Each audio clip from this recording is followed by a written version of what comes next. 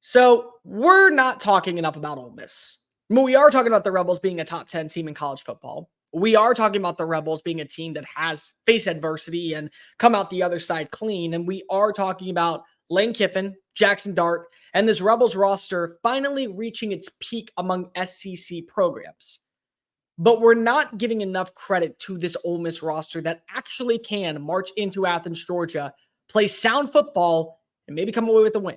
If you're brand new here, welcome on into the channel. My name is Cole Thompson. I'm a radio show host based in Houston, and I talk college football daily. I talk NFL, MLB, NHL, NBA, but I love talking college football. And if this is the type of content you enjoy, this is the channel made for you. So hit the subscribe button down below, leave a comment telling me what you think of Ole Miss's season, the future of the Rebels program, and if they stand a chance of at all defeating number 2 Georgia in Athens.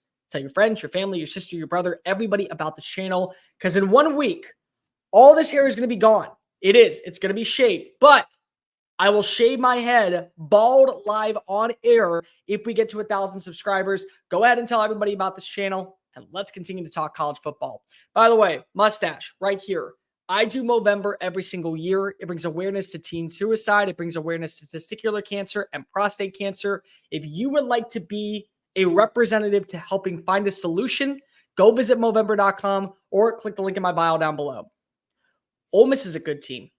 Can we all agree that Ole Miss is a good team? And this is not the same ragtag Rebels roster that we've seen for years on end. Even in the Hugh Freeze days where they were getting double-digit victories, even in the Hugh Freeze days when they were getting 10 wins and finding their way to a New Year's Six bowl bid, even if we go back to the early stages of Houston Nutt and Tommy Tuberville and all the great names that have made their presence felt in Oxford, this is a different Ole Miss team. And it's in 3 areas. For starters, Lane Kiffin is letting his offense cook. He's not afraid to take risk, and he never has been, but he also understands I don't have to target just one guy. I don't have just an A.J. Brown on one side. No, I got a Trey Harris. I got a Dayton Wade. I got 2 exceptional running backs in Quinshawn Junkins and Ulysses Bentley.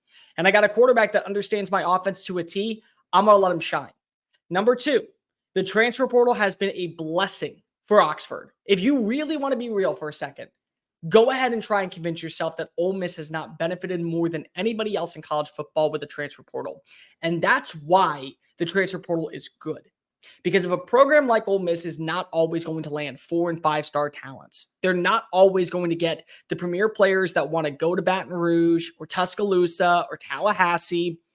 But when opportunity arises and they see the chance to be able to reset their career and hopefully find better results elsewhere, first phone calls to Lane Kiffin. Because Kiffin knows how to sell a program. He knows how to tell kids what they want to hear.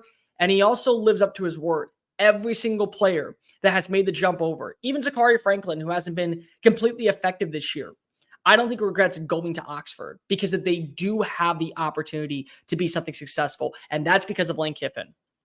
And number 3, Lane took a page out of Nick Saban's book this past year. And I don't mean he just ran an offense that was a similar concept. I don't mean that he went and got a player that once shined at Tuscaloosa. I mean, he literally took his defense coordinator. He literally grabbed Pete Golding and said, here, you come on down to Oxford. We'll go ahead and fix this shit really fast. And that's something that's very positive when talking about Lane Kiffin, is that he saw an opportunity to get a DC who was probably at this point not in over his head, but definitely no longer in the good graces of St. Old Nick, and said, here, I'll give you a shot. And that's really been the difference for Ole Miss. Do you know that they rank in the top 10 in sacks?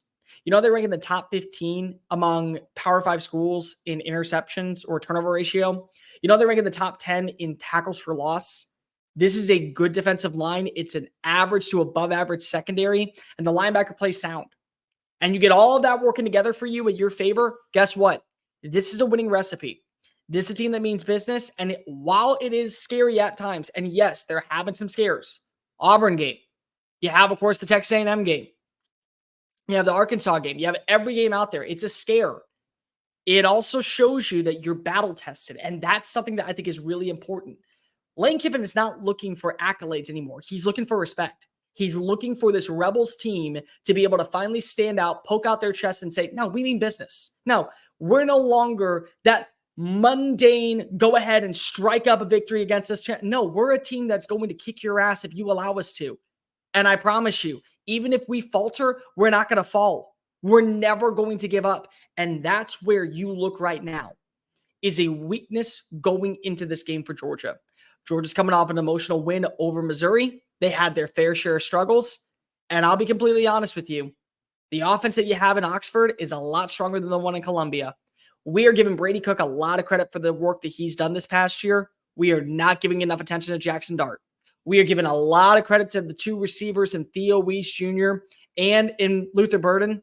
We are not talking enough about Trey Harris. We are not talking enough about Jordan Watkins. We are not talking enough about Dayton Wade. And maybe that's a good thing for Lane Kiffin because now his team is sitting there going, everyone wanted to see what would happen when Mizzou couldn't go ahead and get this done. Imagine what the thing is going to be, or the theme's going to be when we walk in the building.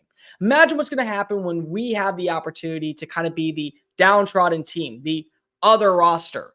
Oh, and then we're up by 3 going into the fourth quarter, or we're up by 10 at halftime, or we're up by 7 at the end of the first. And all those things are possible because you do have an offense that is able to predicate to your strengths. And the one thing that I know about Kiffin is that he loves running the football against teams, especially to the outside. That's been an area of weakness for Georgia.